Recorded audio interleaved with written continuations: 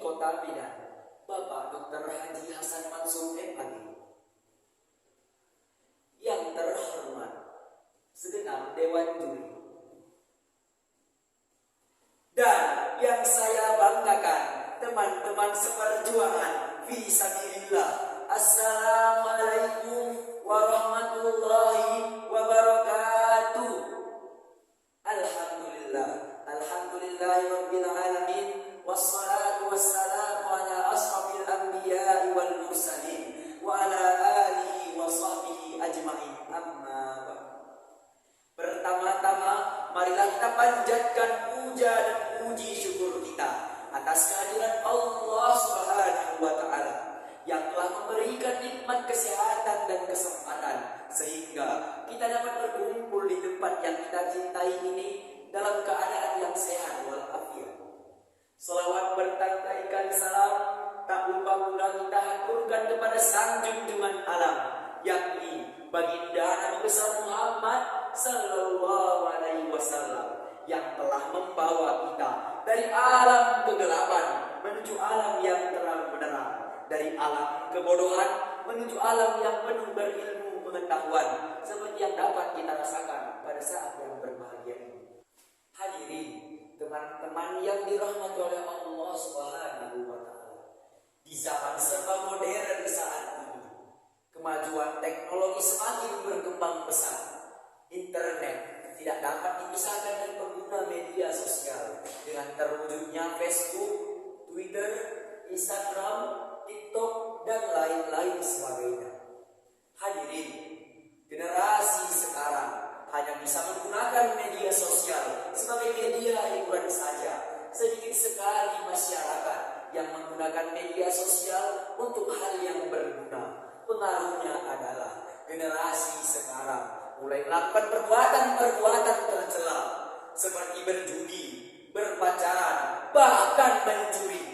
Oleh karena itu, pada kesempatan yang baik ini, izinkanlah saya untuk mengupas tuntas permasalahan ini dengan pidato yang saya beri judul Pemuda dan Pemudi sebagai Dai Berdakwah Melalui Media Sosial. Hadirin, teman-teman seperjuangan yang dirahmati oleh Allah Subhanahu wa taala. Pada tahun 2014, penggunaan internet di Indonesia mencapai 15% atau 38,2 juta dari total jumlah penduduk Indonesia, sekitar 251 juta jiwa. Begitu masifnya manusia dalam menggunakan internet dan media sosial, tentu akan sangat efektif jika internet dan media sosial tersebut kita gunakan sebagai sarana berdakwah. Karena segala informasi yang telah di-share secara langsung akan dengan mudah diakses oleh siapapun dan dimanapun. Dakwah memiliki tujuan utama, yaitu mengubah tingkah laku seseorang dari tingkah laku negatif ke tingkah laku positif. Oleh karenanya, dakwah harus kita sebarkan sebanyak-banyaknya. Bagaimana tidak, tanpa dakwah maka ajaran Islam tidak akan sampai dan dipahami oleh umat manusia. Allah Subhanahu wa taala berfirman di dalam surah Luqman ayat 17 yang berbunyi, Bismillahirrahmanirrahim. Ya bunayya aqimis salata wa'mur bil ma'rufi wanha 'anil munkar wasbir 'ala ma asabak inna dzalika min azmil umur. Yang artinya, wahai anakku, kerjakanlah sholat dan suruhlah manusia untuk berbuat yang ma'ruf dan cegahlah mereka dari yang mungkar, dan bersabarlah atas apa yang menimpamu. Sesungguhnya itu merupakan perkara-perkara yang baik. Hadirin, teman-teman seperjuangan yang dirahmati oleh Allah Subhanahu wa taala.